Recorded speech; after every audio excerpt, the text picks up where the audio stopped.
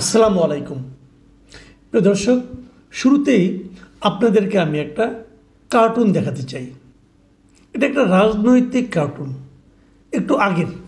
একটু আগের মানে 2009 সালের কার্টুন।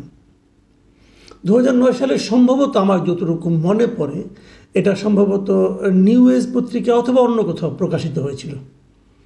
এবং সেই কার্টুনটা আপনারা দেখুন, আপনাদের দেখাচ্ছি।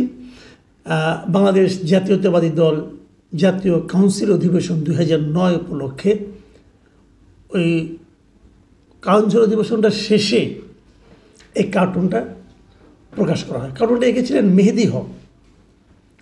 মেহেদী হক ওই সময় অতটা বিখ্যাত ছিলেন কিনা আমি জানি না। পরবর্তী সময়ে উনি খুবই বিখ্যাত একজন কার্টুনিস্ট হয়েছেন।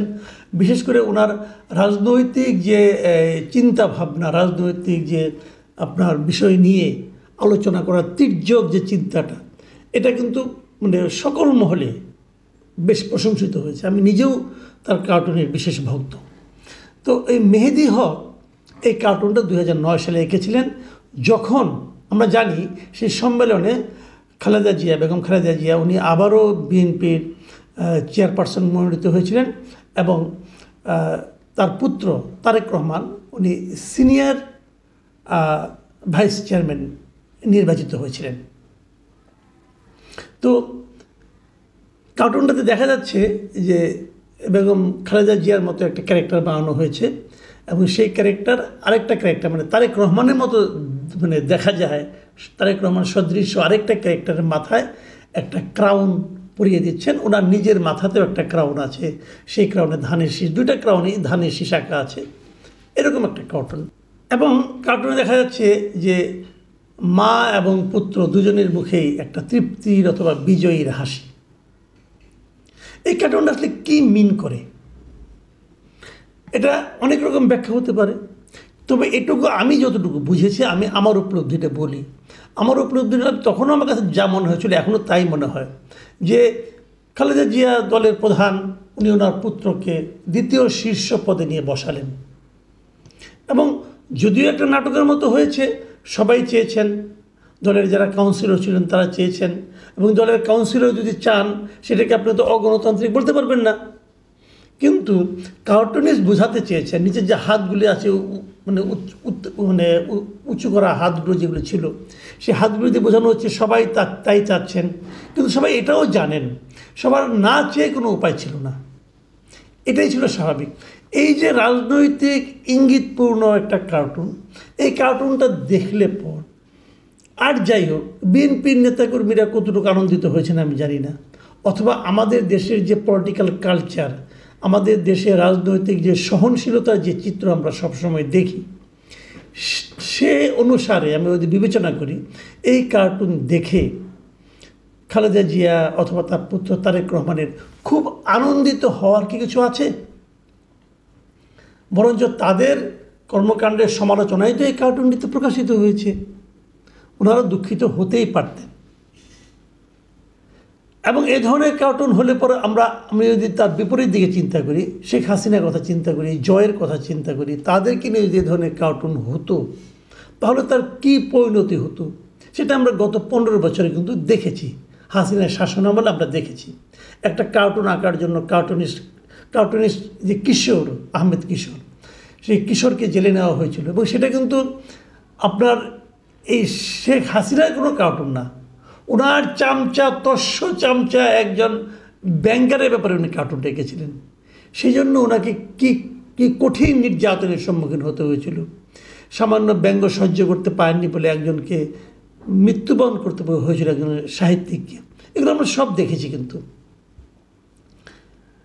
তো খালেদা জিয়া যখন এই কার্টুনটা করা হয় তখন খালেদা জিয়া কিন্তু ক্ষমতায় ছিলেন না, উনি সদ্যই ক্ষমতা থেকে নেমে গেছেন।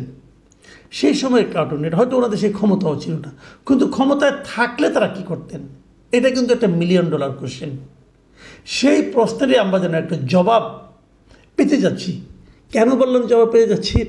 গতকালকে আমি জনাব তারেক রহমান, বিএনপির যিনি এখন এই মুহূর্তে ভারপ্রাপ্ত চেয়ারম্যান, জনাব তারেক রহমানের ফেসবুকে একটা স্ট্যাটাস দেখেছি এবং সেখানে উনি প্রেস ফ্রিডম ডে উপলক্ষে কিছু বক্তব্য দিয়েছেন এবং সেখানে উনি বলেছেন যে আমরা পক্ষপাতহীন সাংবাদিকতাকে সম্মান করি, এবং উনি কীভাবে করেন না করেন সমস্ত কিছু বর্ণনা করেছেন। এবং তিনি বলেছেন যে আমরা নির্ভীক ও পক্ষপাতহীন রিপোর্টিংকে সম্মান করি, এমনকি তা আমাদের রাজনৈতিক এজেন্ডার সঙ্গে না মিললেও, মানে যদি ওনাকে সমালোচনা করেন, ওনারা যা ভাবেন, ওনারা পলিটিক্যাল, ওনারা যে স্ট্যান্ড, যদি সে স্ট্যান্ডের বিরুদ্ধেও কারো কেউ কোনো সাংবাদিকতা করে, তাকে ওনারা সম্মান করেন। তারপরে আরও লিখেছেন, সততা ও নিরপেক্ষতা সহকারে সাংবাদিকতা রাজনীতির ঊর্ধ্বে থেকে জনগণের সেবা করা উচিত। এরকম আরও অনেক কথা।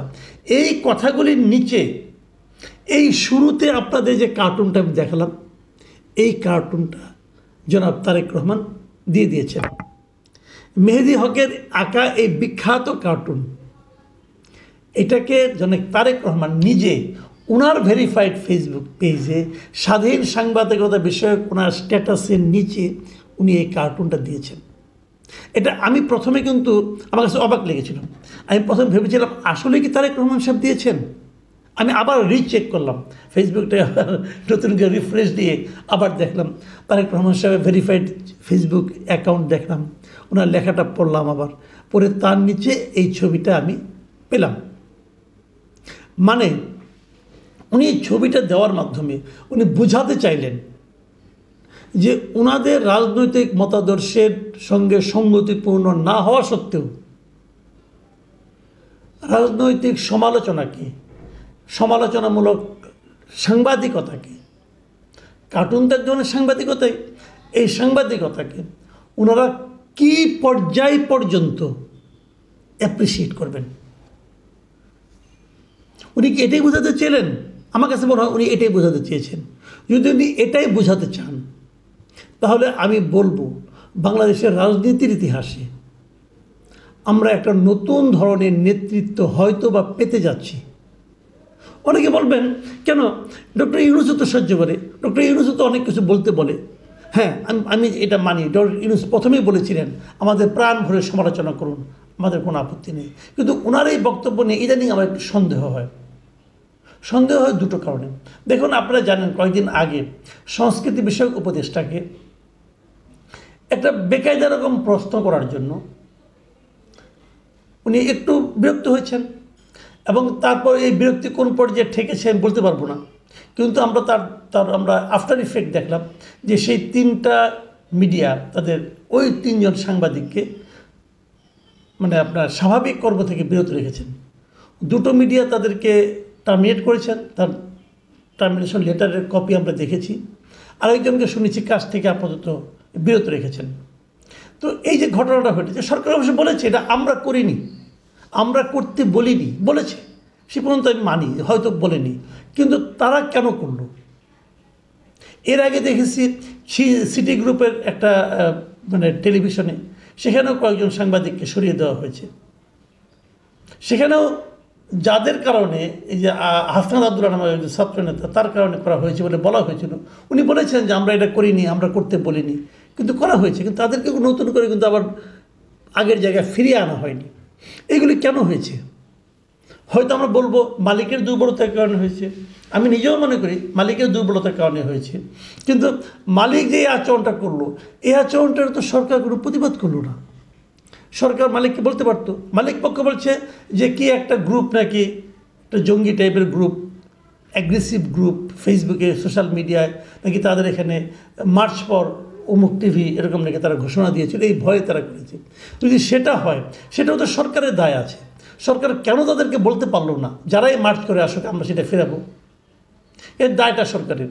ঠিক এই সময়ে ডক্টর ইউনূস যখন এই কথাগুলি বলেন এবং তার প্রতিফলন আমরা যখন বাস্তবে দেখতে না পাই, সে সময়ে তারেক রহমান যখন নিজেই সেই কার্টুনগুলিকে প্রকাশ করেন, হয়তো এই কার্টুনের কথা অনেকে ভুলেই গিয়েছিলেন, উনি নিজে থেকে যখন সেটা দেন, তখন কিন্তু আমরা কিছুটা হলেও ব্যতিক্রমী কিছু আচরণ দেখতে পাই। এই রাজনৈতিক সহিষ্ণুতাই হলো গণতন্ত্রের মূল ভিত্তি। দেখুন, এটি প্রথম না, এর আগেও কিন্তু অগাস্টের ফার্স্ট যখন নাকি সরকার পতন হলো, তখনও আমরা দেখেছি এই মেহেদী হকের আরেকটা কার্টুন ছিল। সেই কার্টুনটা হলো এই যাকে টেলিভিশনের ভেতর থেকে তারেক রহমান বেরিয়ে আসছে।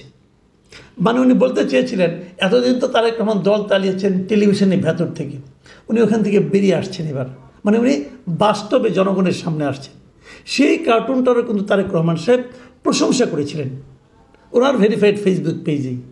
তো সেটাও ভালো ছিল, আমি খুশি হয়েছিলাম। এখন আমি যে কথাটা বলে শেষ করব, যে আমরা এ ধরনের রাজনৈতিক সহিষ্ণুতা দেখতে চাই, কারণ আমরা মনে করি এটাই গণতন্ত্রের মূল ভিত্তি।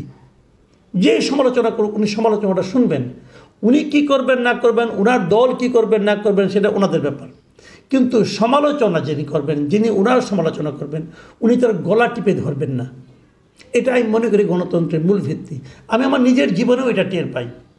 আমি এই সরকার আসার পর, মানে নতুন সরকার আসার পর, নতুন বন্দোবস্ত, মানে নতুন যে বাস্তবতা, সেই বাস্তবতার পর আমি কিন্তু বিএনপির অনেক সমালোচনা করেছি। আমি সব দলেরই সমালোচনা করি। যখন যেটা কিছু আমার ভালো না লাগে, আমার পছন্দ না হয়, আমি সেটা সমালোচনা করি। সেটা ভুলও হতে পারে, কিন্তু আমি করি। এবং বিএনপির পক্ষ থেকে কিন্তু বিএনপির অনেক সমালোচনা আমি কিন্তু করেছি। এবং বিএনপির পক্ষ থেকে অনেক নেতাই আমাকে ফোন করে বলেছেন, যে ওনার নাম নিয়ে বলেছেন, তারেক রহমানের নাম নিয়ে বলেছেন, যে এই সমালোচনাগুলি যে আপনি করেছেন, এটা উনি দেখেছেন, দেখে উনি বলেছেন যে এই জায়গাগুলিতে আপনার ভুল আছে, এই জায়গাগুলো সে উনি একমত নন। কিন্তু এটা বলেন নাই যে আমাকে ধরে আনতে হবে, মেরে আনতে হবে, তা কিন্তু না। আমার ভালো লেগেছে অ্যাটিটিউডটা। আমি সে সত্যি কথা আপনাদেরকে ইনফর্ম করলাম যে এই যে সহনশীলতা, এটা আমার পছন্দ হয়েছে। তার মানে উনি চান যে ওনার সমালোচনাটা হোক। আমি আপনাদেরকেও বলছি যে সমালোচনাটা কেন করবো না, আমাদের কাজটা কি? আমাদের কাজ হলো ক্ষমতাকে প্রশ্ন করা, সেই প্রশ্নটা আমরা করব। পাশাপাশি যেটা বলে আমি শেষ করব, আমরা এটাও চাই যদি সমালোচনা গ্রহণযোগ্য হয়, সেই সমালোচনা অনুযায়ী, যদি সমালোচনা লজিক্যাল হয়, সে অনুযায়ী আপনারা কাজ করবেন। আর যদি লজিক্যাল না হয়, কেন লজিক্যাল নয় তার একটা ব্যাখ্যা দেবেন, এবং সেই ব্যাখ্যাটা পাবলিক করবেন, যাতে জনগণ বুঝতে পারে সমালোচনাটা কেন লজিক্যাল নয়।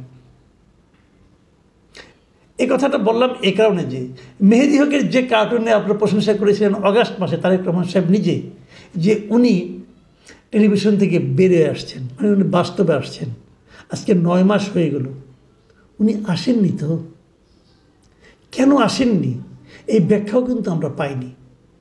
আমরা সাধারণ মানুষ কিন্তু জানতে চাই কেন আসেননি। জানতে কি পারবো? প্রিয় দর্শক, এখন এ পর্যন্তই। আল্লাহ হাফেজ।